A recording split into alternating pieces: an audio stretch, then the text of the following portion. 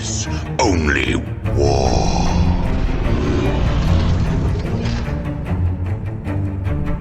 What is up, gents? 40k Dirtbags here. We got game 3 of the 3-game RTT that Grey Knights went 3-0 with. This is going against the Space Marines, and it's our boy Kevin. This is our final game. If you guys have missed out, there is game 1 and 2 on the channel if you guys want to go check that out. But if you guys are new to the channel, thanks for clicking on the video. We go over tactics and 40k in general on the channel, but these videos we take pictures, especially at RTTs, and we go over turn by turn what we could have done better, how to get better at the game essentially, and kind of, you know, roll some dice and have some fun. So thank you to all my Patreons. Wouldn't be doing this without you.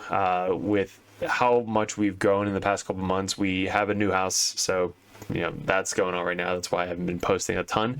The background still has to be set up, so it's gonna look cool in the next coming videos, but sorry, it's kind of a mess right now. And there's a lot of support, you know, especially with sponsors. You know, we're close to 10,000 subscribers, so if you guys aren't subscribed, there's about 45 to 50% of you guys not subscribed watching the video, so make sure you hit that subscribe so we hit 10,000 subscribers. We're close to $1,000 a month on Patreon. We have about $93 remaining to hit that goal, and once we do, we're going to do a huge giveaway like we did once we hit 500. Any prize support is going to be going giveaway to the Patreon, so we just do kind of like a bash one night, have some beers, and giveaway on the wheel. Depending on how you rank on the Patreon is how many tickets you get put into the wheel. So it was super fun last time, and we're really close to hitting the next goal on the channel. But once we hit 10,000, we want to get some more merch, hats, shirts, you know, the dirt bags, and right now we have dice, models, and 3d6 wargaming objective markers and Rexar lasers, which you see a lot of the terrain setup is sponsoring the channel even more now, so shout out to them. If you guys are interested in that, the link is in the description below. It basically is full 100% GW setup terrain pieces that you can literally just buy. It's really cheap, great quality, and it's clear plexiglass, so you can get whatever you want lasered on the plexiglass and play a game. The transportation is super easy, so you can transport every time you go to the store or play at a buddy's house and literally just set it up in minutes. So that's super fun. But this video, guys, it's Space Marines versus Grey Knights. We're going to go over the list so you guys can see it in the video behind me, or the picture behind me. It's Flamer list. Now, you guys playing Space Marines probably know a lot more about this, but I can basically give you the rundown on how we do at the Dirtbag Nation. 2 Land Raiders. They are Redeemers. They're not the last cannons, which I found out after he shot them the first time, so thanks, Kev. We have Vulcan, a couple scout squads. We have this transport that has the open top, 2 units of the jump pack, or 3 units of the jump pack guys. 1, 2, 3, 4, 5, 6. 2 units of the jump pack guys, a bunch of the Flamer heavy armor dudes in the Land Raiders. We have a huge Flamer squad with Vulcan. We have the Lieutenant combi weapon, which we actually have for sale right now. He's in there, and then we have a couple of the Phobos Librarian with the no deep strike within 12 inches.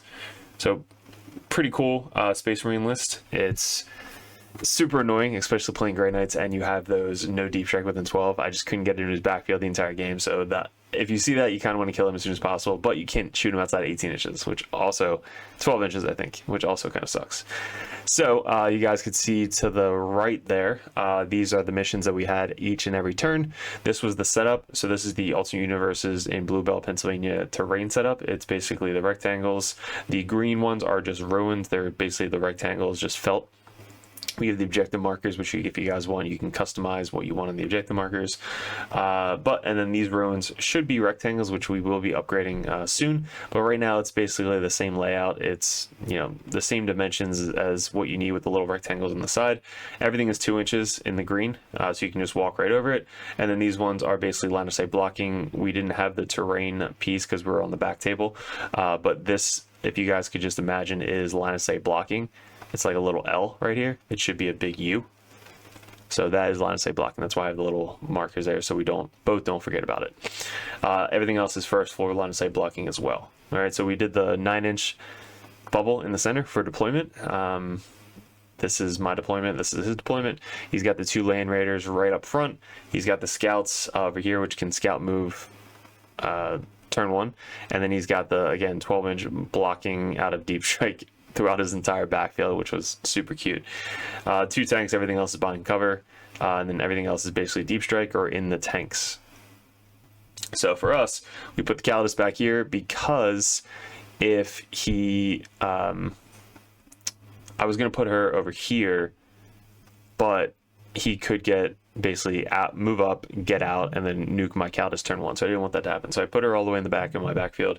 And then we have the Terminators with Grandmaster Dreadnought, Grandmaster Dreadnought, Tech Marine. This one has the Sigil.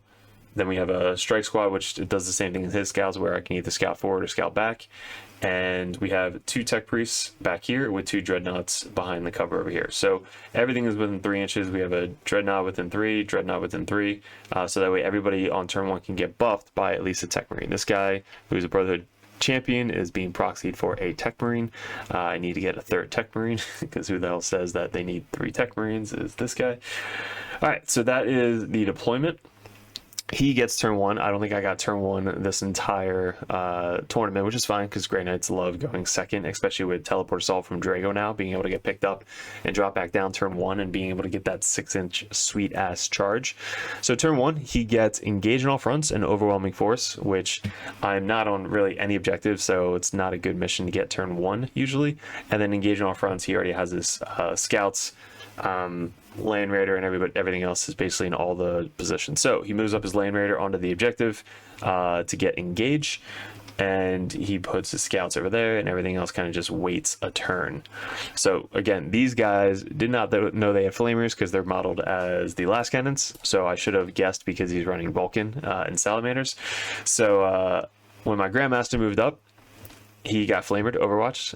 It wounded me like 7 times. I think I failed all 7 saves. It wounded me 6 times, failed all 6 saves, and took 12 wounds from a fucking Overwatching Land Raider. It was brutal.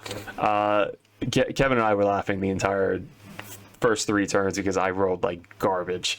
We were actually counting how many failed saves or past saves I had because it was very few, which you don't want to blame the dice. This game is a dice game. It's all statistics. Sometimes you roll hot, sometimes you roll bad, but this game was basically all my collabing of dice, which was good over the past probably 20 games, all tied into one of bad rolling. It was hilarious, and I was like, I can't even be mad.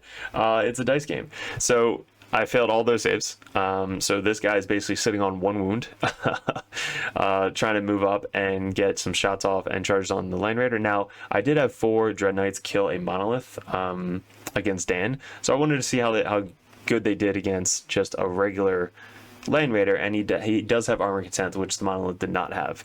So instead of having 4 up saves, he has 3 up saves. So it didn't die as easy as I wanted it to.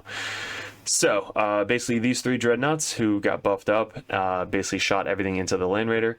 These 2 moved up and got within 18 inches of these guys over here, which turn 1 we did have no prisoners and deploy teleport homers. Couldn't deploy really anywhere. Didn't want to sacrifice my guys in the center, and I couldn't get anybody into deployment zone. So we skipped out on deploy teleport, which is usually a really, really good one for Grey Knights, but again, can't come within 12 of his backfield, so couldn't get there. And then we killed these guys on the objective, which is no prisoners, and then we actually killed the Land Raider. Now, how the Land Raider died was Drago got picked up and brought down here. I didn't want to use the 6-inch charge turn 1. If they make the charge, they make it. If not, it's no worries. I have a Dreadnought Grandmaster coming into the Land Raider to kill it on the objective. So Calidus Assassin came down over here as well, all the way in the corner. Now Drago makes his 9-inch charge. I was like, sure, okay. So Drago makes his 9-inch charge, gets onto the objective, steals the objective, and then the Grandmaster charges in. And I don't think I wanted to. I don't think I wanted a tank shock. I was like, I'm gonna kill it. I don't need a tank shock, so it's fine. Now what had happened was this happened. So basically, he charges in, he explodes after the Grandmaster. The Termies went first, which I think I should have went with the Grandmaster first. Now the Grandmaster ended his charge right about here with the circle, so that way his guys could only get out really up here away from the objective.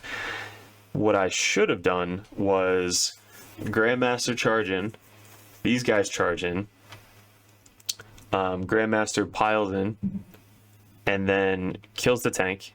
Tank blows up, kills my Grandmaster, who had Sigil, by the way. And then these guys, if they had room to consolidate and try to get into combat with the guys that were in the tank to try and get some more attacks on them. My thought process was these guys kill the tank, and then my Grandmaster piles into the guys and kills the guys. But Grandmaster, again, it's a dice game. It could happen. It exploded.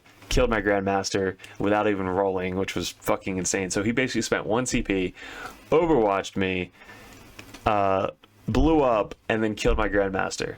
I was like, wow, that's going to be this game. Sigil, so didn't even get to use Sigil because he died from an explosion. It's just so funny. All right, yeah, so basically we kill the Land Raider. Land Raider blows up, kills my Grandmaster with Sigil, and then the guys get out.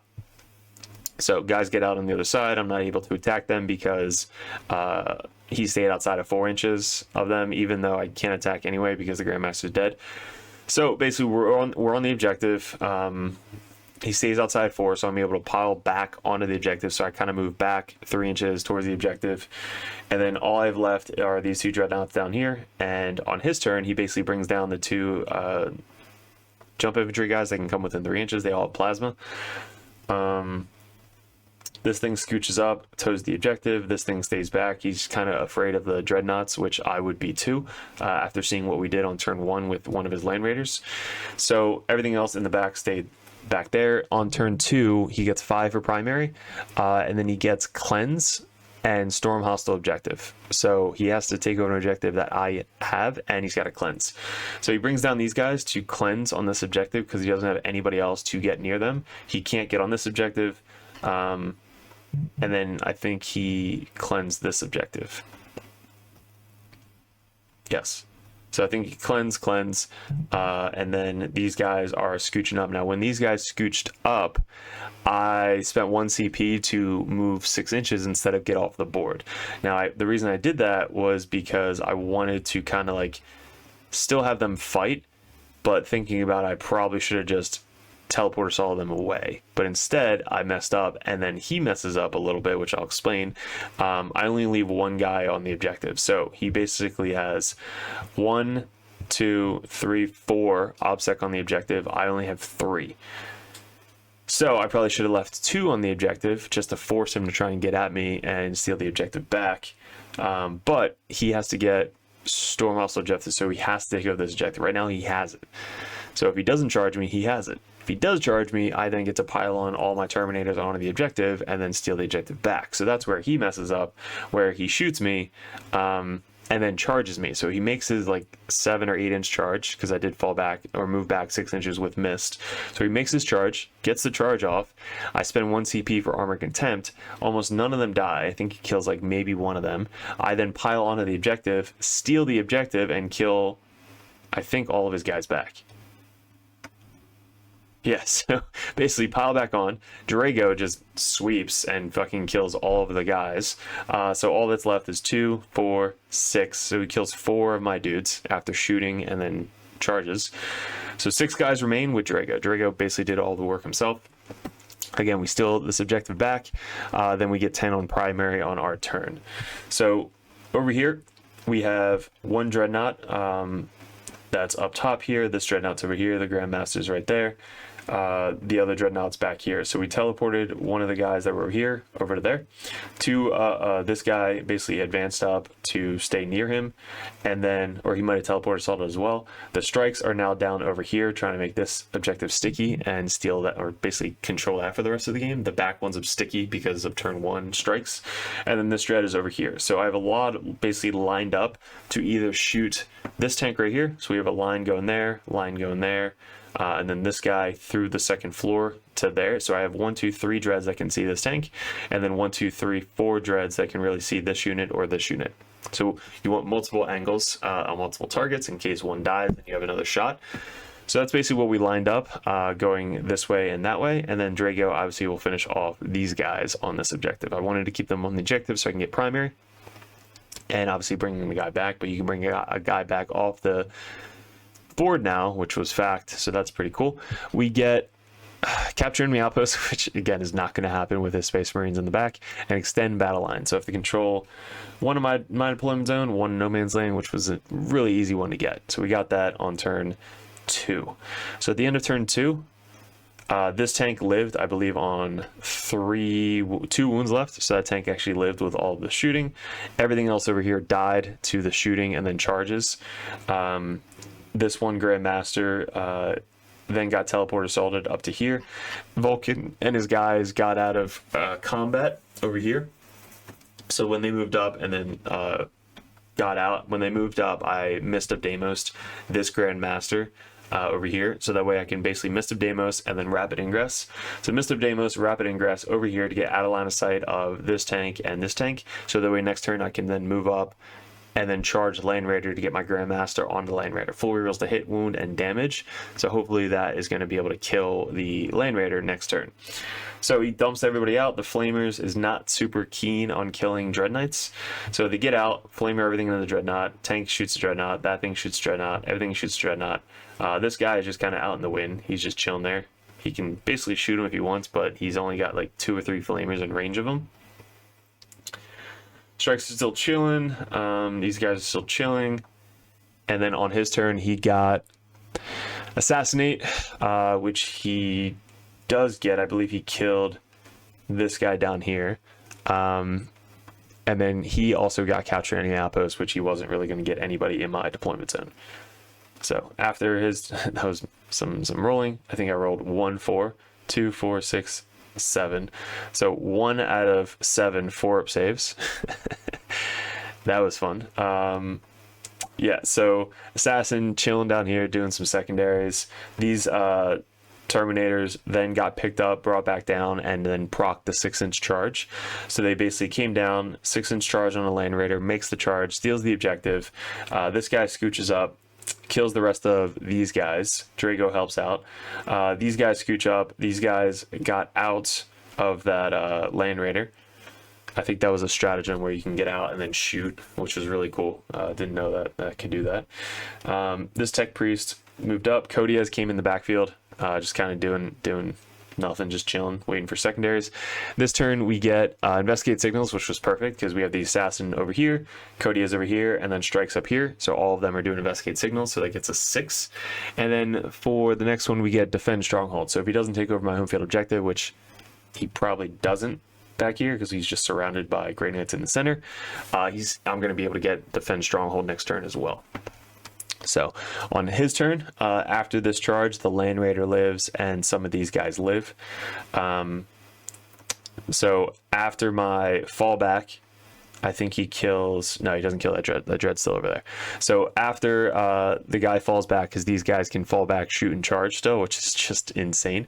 So after the fallback, we shoot and finish off these guys, the guys that got out of the Land Raider, the Heavy Intercessors, I think they're called. Strikes walk on in my deployment zone because he gets behind enemy lines, so he gets 3 points for that. And Drago and these guys are just kind of chained out, holding down the home field objective or the center objective, so he's not getting primary in that, and we're just kind of slap facing. He still has 12 wounds left, so I don't really do a lot of damage to this Land Raider right now, especially with Armor Contempt. And then his guys back here are still holding the home field objective. Can't deep strike within 12, so I probably should have threatened them a lot earlier. I just didn't. There was just too much stuff in my face to really threaten these guys. So if I were to Rapid Ingress or get something near there so that way next turn I can move up and charge them, that would be the best way to kill the no deep strike within 12 inches, because that's really stopping me from getting a lot of the primary that I usually get in most games. Turn 5, wrapping up on turn 5. We basically make that sticky, this thing. There's nobody there, but I don't really need it because this is, I believe, just a hold 2, hold more. Dreadnought alive. The other Dreads are dead. Drago and his squad are just slowly making the guys back. 2, 4, 6 guys still by turn 5. Drago's still alive, so they're just kind of holding up the Land Raider in the center. Strikes, Tech Marine are just kind of chilling, doing secondaries over here. We got on turn 5, he gets no prisoners, so he killed 2 units, which is probably my Dread Knights, and Investigate Signal. So he's able to Investigate Signal with the scouts down here. And Investigate Signal 1 time. So Investigate Signals in his corner. And then no prisoners, he kills 2 of mine. So at the end of the turn, he gets 6 for secondaries and a 5 for primary. For our turn, we get Storm Hostile Objective, so we have to take over an objective that we didn't take before, which would have been probably this objective. Yes, I believe it would be that objective, or behind enemy lines. So we have to get people back there. So I think for the last turn, we move up and finish off the Land Raider, and then we kill these guys with the charge. So Drago finishing off the Land Raider in his turn, then consolidate kind of towards the objective. They then scooch up 5, charge these guys, kill these guys, take over the objective, and then get behind enemy lines as well. So they basically stopping me from getting anywhere, 12-inch bubble anywhere in his deployment zone, especially on this deployment map. It's really, really hard. So finally, at the end of the game, this is the final score. We get taken hold, or I'm sorry, this is taken hold. So he gets 20 for primary, 20 for secondary, so he finishes up with 40. Again, paint is at the end of this tournament, so we don't do paint scores during the game. So he would have had 50 for painting, and then for us, we had 50 for primary, 34 out of 40 for secondary. Again, I couldn't get deployed teleport armor, which I usually can, and I couldn't get capture any outposts, which I usually can. So 2 turns of a 0 because of those. Because it was 1 unit, which again is so worth it. It should be in almost every Space Marine list if it isn't already. So by the end of the game, we get a 50, 60, 70, 84, technically a 94 to 50. So 94 to 50 for Grey Knights, finishing up the tournament 3-0. The biggest thing that I think would have changed here was keeping his guys on the primary points. He was only able to get 5 points for primary in his home field objective most of the game. So basically moving up and being aggressive with the Land Raiders together, putting a Land Raider in the center, forcing me to come at him, putting a Land Raider down here, forcing me to come at him, which is what he did. So if he does that and then forces the Land Raider here, I have to pick which objective I'm going to have to go after, which then he'll still get 10 for primary. So that boosts up his score another 5 points almost every single turn. And I'm not sure if he can make something sticky, but being able to make that sticky would have been good. I think bringing the scouts in behind cover doesn't really change the fact that I'm able to get different angles on his scouts, so his scouts would have died. I don't know what he does with this objective, honestly. I think this is just a shooting gallery for him. Yeah, and bringing an assassin into his list definitely would help out. So the assassin coming down, can't shoot outside of 12 inches for lone op, that definitely would have helped out, kind of holding this objective for at least 1 or 2 turns and doing some more secondary score for him. So, and then everything else I think was fine. This 1 turn where he brought these guys down, he took my Grandmaster, I believe, down to 4 wounds. So I think giving up Cleanse that 1 turn and just shooting the Dread Knight Grandmaster just to kill it, I think would have been more beneficial than trying to get the Cleanse points. So giving up 2 to 3 points for Cleanse to kill a Grandmaster Dread Knight on turn 2, I think would have been a lot more worth it. So I think you can still do that where you start the action, and then if you choose to shoot or charge, you then fail the action. Which is how it was in 9th. I'm not sure if it's still exactly the same way in 10th, but that's basically what I would have done differently on that turn, because if you get this guy down to fucking... I rolled, again, terrible.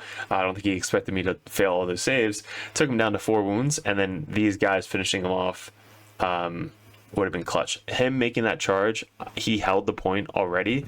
So him making that charge, I think, also screwed him a little bit, because he would have had another 5 points for Storm Hostile objective, because he did steal that objective that I had prior, which would have got him another 5 points. So 5 points each turn for primary, 5, 10, 15, that would have been 20 more points, that would have been 40, and then another 5 points there, that would have been 45 points. So technically, now 25 points, so it would have been 65 to 84. That would have been obviously a lot more points in the battle point scene. Still would have been a tough game. Again, this list is kind of scary if you don't have the tools, especially all flamers. I think somebody wrote in the comments, imagine bringing all flamers to a tournament, then running into 5 Dread Knights, which is exactly what happened to Kevin. But first time I played this list, it surprised me with the difference between the side cannons being AP2 ignoring cover, and then even having the flamers for the overwatch. So overwatching flamers keep people on their toes because all of them can overwatch. So knowing that, all right, I have to plan around overwatch now makes you think even more about where's the Grey Knight player going to be next turn, which is 40 chess. When's he going to miss? Which unit is he going to miss? And then which unit is he going to overwatch? Because if everybody has the same weapons, I can basically overwatch anywhere on the table. You move, within 24 inches of me. 18 technically with the flamers, but still, if you move within 18 inches with flamers, and a potential side cannon rolling a 6, it's going to be pretty bad to take some chip damage off a unit that just came in from reserves, or just getting out of a tank or something like that. So definitely like this list if you guys want to run it. It's super fun. The thing that I might change is bringing the 10-man down to a 5-man, and then you can add some more units. So you can do 2 Helvrins, which actually did pretty good at a tournament. Some guy ran 6 Dread Knights and 3 Armigers for the Satan matchup and Monolith matchup. So anything on fly, it wounds on a 2+ if you're in on objective or in your deployment zone. So you're going to wound all the Satans and everything on 2+. So having 3 of those on your list is kind of scary against Satans. I think Wraiths, do they fly? I'm not sure if they fly, but anything that flies in the game, you just wound them on a 2+, which is cool. So you can bring, instead of 5 Terminators, you then bring 2 of those guys, or you just bring another Grandmaster. So you can run 6 Dread Knights, Drago, Terminators, Strikes, Assassin, and 3 Tech Priests. I love the Tech Priests. I don't think I'm going to take them out if I'm running Dread Knights. I just think they're so clutch with secondaries, healing, Dread Knights, and buffing them up, hitting on 2s in combat and shooting. The hitting on 2s is just a huge swing comparing it on 3s in shooting and combat. If anybody has a -1 to hit, they're almost useless. Like, they go back to hitting on 4s, which is what they used to be. So yeah, super different. I'm going to start practicing a little bit more with this. I am running a GT this weekend. So if you guys are Patreons, these videos come out first on patreon.com, so you guys get first access to it. If you guys want to support the channel and just watch, cool videos ahead of time, you also get different tactical videos that you don't see on YouTube. There's battle reports that you guys get to see only on patreon.com. That's Monday Night Gamings. And sometimes I do, some battle reports against myself, which we just kind of shoot the shit and practice 2 competitive lists. That was fun last week. And the suggestions over on Discord on the Patreon channel, you get access to the Patreon Discord. So only Patreons can see it. That's usually where I spend most of my time. So yeah, that's all with patreon.com. So if you guys want to support it, if you guys just want to get in the competitive scene, head over to the competitive Patreon page. But with the GT coming up, I'm going to be posting videos and all about this list with Grey Knights at that GT coming up. 2-day event, 5 games. We'll see how we go, how we do. We haven't had a lot of practice because of the move, but the move is basically almost done. We're almost unpacked everything. We just got to put stuff away and paint some more rooms. But guys, really appreciate it. Thanks for click on the video, hit the like, subscribe, comment, do all the YouTube stuff, and let me know what we liked, what we didn't like, and how we can improve. And if you guys are interested in any of the merch stuff or objectives or models, hit me up on Discord, so that way we can get it out to you guys anywhere in the world. So guys, appreciate it, good luck, and we'll see you in another video soon.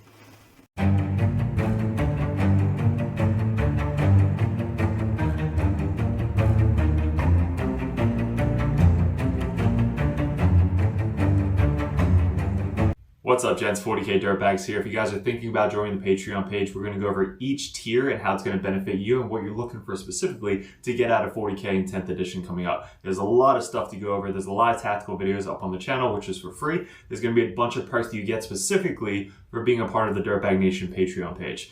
So first off, we have the first tier, which is $1 a month. You guys get first access to the videos over at patreon.com. You also get access to the Discord, which is specifically a private link in the Discord that only Patreon members can see. So you guys will have first access to that. Also a benefit is Patreons over the Dirtbag Nation get live streamed games on patreon.com streamed from YouTube, but there's only links specifically for the patreons.com. So not only do you get first access to these videos, you also get to see live stream games specifically only on patreon.com.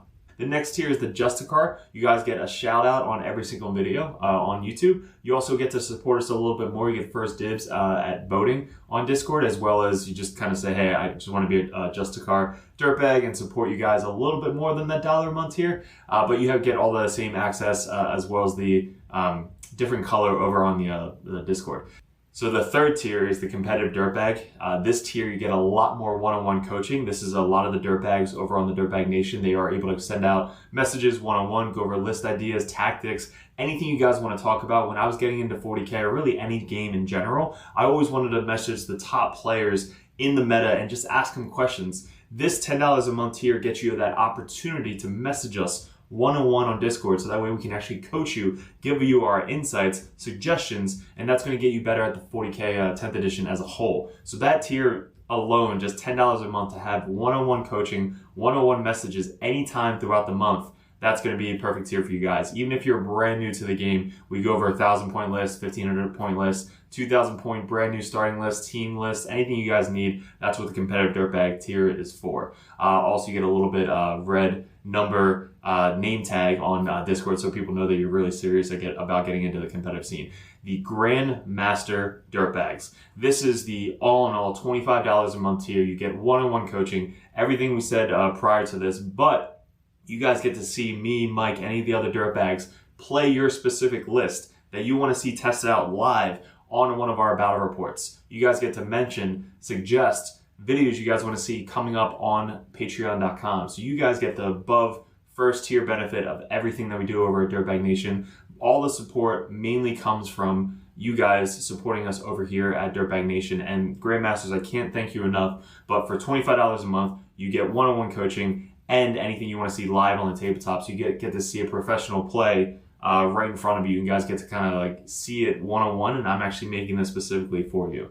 There's also TTS events that you guys can suggest. If you guys want to do a first 1 or 2 turn run through on TTS, we can actually log in and coach you one-on-one with that. If you guys see us at any GTs, you guys get special benefits, free dice, stuff like that. Anytime you purchase a merch thing on Discord, you guys get a free limited edition Dirtbag dice sent to you with every single purchase on top of that. So there's a lot of benefits coming up with the Grandmaster Dirtbag. Because I can't thank you enough for supporting us.